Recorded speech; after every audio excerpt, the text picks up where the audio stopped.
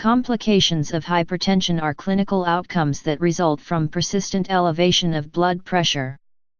Hypertension is a risk factor for all clinical manifestations of atherosclerosis since it is a risk factor for atherosclerosis itself. It is an independent predisposing factor for heart failure, coronary artery disease, stroke, renal disease, and peripheral arterial disease. It is the most important risk factor for cardiovascular morbidity and mortality in industrialized countries. Complications affecting the heart. Hypertensive heart disease is the result of structural and functional adaptations leading to left ventricular hypertrophy, diastolic dysfunction, CHF, abnormalities of blood flow due to atherosclerotic coronary artery disease and microvascular disease, and cardiac arrhythmias. Individuals with left ventricular hypertrophy are at increased risk for stroke, CHF, and sudden death. Aggressive control of hypertension can regress or reverse left ventricular hypertrophy and reduce the risk of cardiovascular disease. Left ventricular hypertrophy are seen in 25% of the hypertensive patients and can easily be diagnosed by using echocardiography. Underlying mechanisms of hypertensive left ventricular hypertrophy are of two types: mechanical, mainly leading to myocyte hypertrophy, neurohormonal, mainly resulting in a fibroblastic proliferation. Abnormalities of diastolic function, ranging from asymptomatic heart disease to overt heart failure, are common in hypertensive patients. Patients with diastolic heart failure have a preserved ejection fraction, which is a measure of systolic function. Diastolic dysfunction is an early consequence of hypertension-related heart disease and is exacerbated by left ventricular hypertrophy and ischemia. Complications affecting the brain. Hypertension is an important risk factor for brain infarction and hemorrhage. Approximately 85% of strokes are due to infarction and the remainder are due to hemorrhage, either intracerebral hemorrhage or subarachnoid hemorrhage. The incidence of stroke rises progressively with increasing blood pressure levels, particularly systolic blood pressure in individuals greater than 65 years. Treatment of hypertension convincingly decreases the incidence of both ischemic and hemorrhagic strokes. Hypertension is also associated with impaired cognition in an aging population. Hypertension-related cognitive impairment and dementia may be a consequence of a single infarct due to occlusion of a strategic larger vessel or multiple lacunar infarcts due to occlusive small vessel disease resulting in subcortical white matter ischemia. Several clinical trials suggest that antihypertensive therapy has a beneficial effect on cognitive function, although this remains an active area of investigation. Cerebral blood flow remains unchanged over a wide range of arterial pressures, mean arterial pressure of 5150 mmHg, through a process termed autoregulation of blood flow. Signs and symptoms of hypertensive encephalopathy may include severe headache, nausea, and vomiting, often of a projectile nature, focal neurologic signs, and alterations in mental status. Untreated, hypertensive encephalopathy may progress to stupor, coma, seizures, and death within hours. It is important to distinguish hypertensive encephalopathy from other neurologic syndromes that may be associated with hypertension, e.g., cerebral ischemia, hemorrhagic or thrombotic stroke, seizure disorder, mass lesions, pseudotumor cerebri, delirium tremens, meningitis, acute intermittent porphyria, traumatic or chemical injury to the brain, and uremic encephalopathy. Complications affecting the eye. Hypertensive retinopathy is a condition characterized by a spectrum of retinal vascular signs in people with elevated blood pressure. It was first described by Leepreich in 1859. The retinal circulation undergoes a series of pathophysiological changes in response to elevated blood pressure. In the initial, vasoconstrictive stage, there is vasospasm and an increase in retinal arteriolar tone owing to local autoregulatory mechanisms. This stage is seen clinically as a generalized narrowing of the retinal arterioles. Persistently elevated blood pressure leads to intimal thickening, hyperplasia of the media wall, and hyaline degeneration in the subsequent, sclerotic, stage. This stage corresponds to more severe generalized and focal areas of arteriolar narrowing, changes in the arteriolar and venula junctions, and alterations in the arteriolar light reflex, i.e., widening and accentuation of the central light reflex, or copper wiring. This is followed by an exudative stage, in which there is disruption of the blood-retina barrier, necrosis of the smooth muscles and endothelial cells, exudation of blood and lipids, and retinal ischemia. These changes are manifested in the retina as microaneurysms, hemorrhages, hard exudates, and cotton wool spots. Swelling of the optic disc may occur at this time and usually indicates severely elevated blood pressure, i.e., malignant hypertension. Because better methods for the control of blood pressure are now available in the general population, malignant hypertension is rarely seen.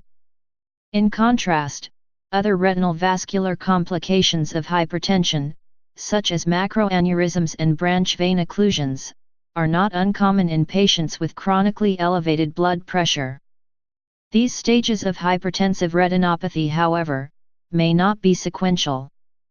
For example, signs of retinopathy that reflect the exudative stage, such as retinal hemorrhage or microaneurysm, may be seen in eyes that do not have features of the sclerotic stage. The exudative signs are nonspecific, since they are seen in diabetes and other conditions. Complications affecting the kidneys. Hypertension is a risk factor for renal injury and end-stage renal disease, ESRD. Renal risk appears to be more closely related to systolic than to diastolic blood pressure, and black men are at greater risk than white men for developing ESRD at every level of blood pressure. The atherosclerotic, hypertension-related vascular lesions in the kidney primarily affect the preglomerular arterioles, resulting in ischemic changes in the glomeruli and postglomerular structures. Glomerular injury may also be a consequence of direct damage to the glomerular capillaries due to glomerular hyperperfusion. Glomerular pathology progresses to glomerulosclerosis, and eventually the renal tubules may also become ischemic and gradually atrophic. The renal lesion associated with malignant hypertension consists of fibrinoid necrosis of the afferent arterioles, sometimes extending into the glomerulus, and may result in focal necrosis of the glomerular tuft. Clinically, macroalbuminuria, a random urine albumin/creatinine ratio 300 mg/g, or microalbuminuria, a random urine albumin/creatinine ratio 3300 mg/g, are early markers of renal injury. These are also risk factors for renal disease progression and for cardiovascular disease. Complications associated to diabetes and hypertension. Diabetes has several complications, of which one is hypertension or high blood pressure. Data indicate that at least 60 to 80% of individuals whom develop diabetes will eventually develop high blood pressure. The high blood pressure is gradual at early stages and may take at least 10-15 years to fully develop. Besides diabetes, other factors that may also increase high blood pressure include obesity, insulin resistance, and high cholesterol levels. In general, fewer than 25% of diabetics have good control of their blood pressure. The presence of high blood pressure in diabetes is associated with a fourfold increase in death, chiefly from heart disease and strokes. The chief reason why people with diabetes develop high blood pressure is hardening of the arteries. Diabetes tends to speed up the process of atherosclerosis. The other fact about diabetes is that it affects both large and small blood vessels in the body. Over time, blood vessels become clogged with fatty depots, become non-compliant and lose their elasticity. The process of atherosclerosis is a lot faster in diabetic individuals whom do not have good control of their blood sugars. The high blood pressure eventually leads to heart failure, strokes, heart attacks, blindness, kidney failure, loss of libido and poor circulation of blood in the legs. When the blood supply to the feet is compromised, the chances of infections and amputations also increases. All diabetics should know that even mild elevations in blood pressure can be detrimental to health. Studies have shown that diabetics with even a slight elevation in blood pressure have 2 to 3 times the risk of heart disease compared to individuals without diabetes. Blood pressure readings do vary, but experts recommend that blood pressure should not range above 140/80. Secondly, high blood pressure is a silent disease, and thus it is vital for all diabetics to regularly check their blood pressure or have it checked at a doctor's office on a regular basis. The American Diabetes Association recommends that all diabetics get their blood pressure measured by a healthcare professional at least 2 to 5 times a year. Treatment for diabetic patients with hypertension. Once blood pressure is found to be high in diabetics, there are ways to treat it. Medications like the angiotensin-converting enzyme inhibitors, ACEI, are widely used to control blood pressure in diabetics. These medications not only control blood pressure but also delay or prevent the development of kidney disease in diabetes. Many studies have shown that ACEI should be the drugs of first choice in diabetics with high blood pressure. Other medications used to treat high blood pressure include water pills.